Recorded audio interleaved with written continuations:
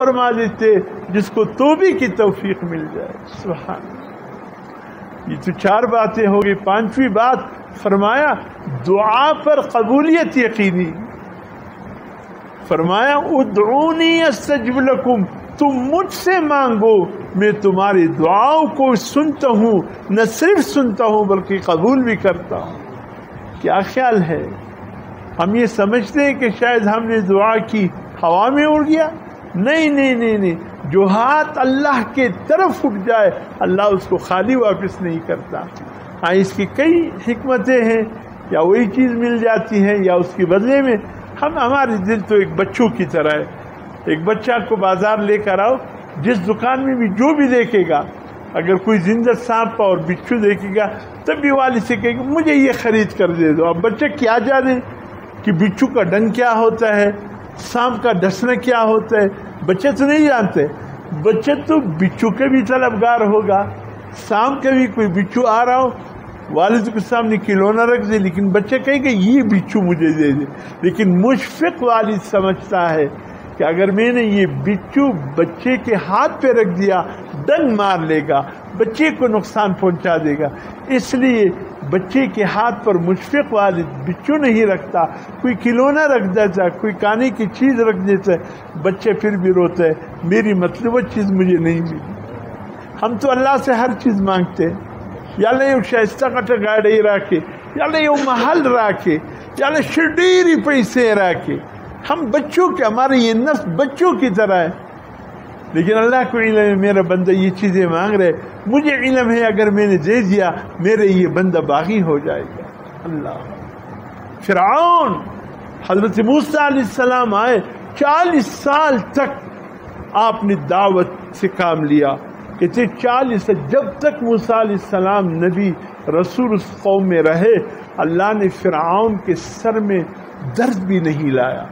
معمولی کوئی آزمائش کی کوئی چیز اس پر نہیں آئی، اس لیے اس کا پیٹ بھرا رہتا تھا. انا ربکم الاعلیٰ کا دعویٰ کر بیٹا کہ میں رب ہوں. اس لیے بایزید بستامی رحمۃ اللہ علیہ فرمایا کرتے ایک دن پیٹ کا بھرا رہنا، ایک دن بھوکا رہنا، اس میں بڑی حکمت ہے.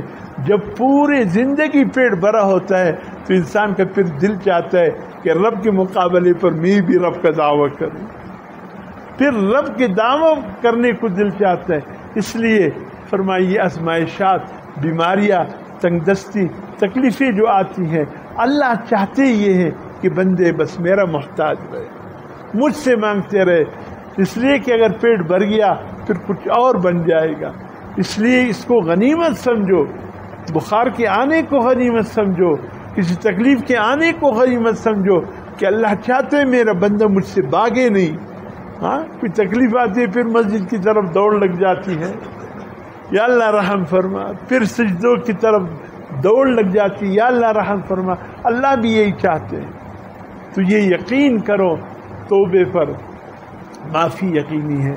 اور 6ٹھی بات فرمایا جو شخص اپنے مال میں سے صدقہ نکالتا رہتا ہے، صدقہ اللہ کا وعدہ ہے وَمَا أَنفَقْتُم مِّن شَيْءٍ فَهُوَ يُخْلِفُهُ.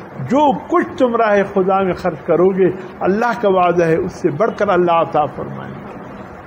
ہم نے یہ سمجھے کہ صدقے سے مال میں کمی آتی ہے، اللہ نے فرمایا نہیں نہیں نہیں، صدقہ کرنے سے مال میں اضافہ ہوتا ہے. کنویں سے اگر پانی نہیں نکالو گے تو ایک دن کنویں میں بدبو پیدا ہو جائے گا. اگر اس سے پانی نکالتے رہو تو تازہ پانی آتا رہے گا. تازہ پانی، کنویں کا پانی کبھی ختم نہیں ہوتا اگر پہلے والا پانی نکالو.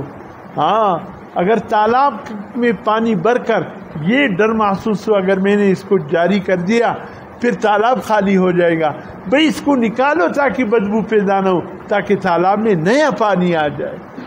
تو اس طریقے سے اپنے مال میں سے صدقہ نکالتے رہو.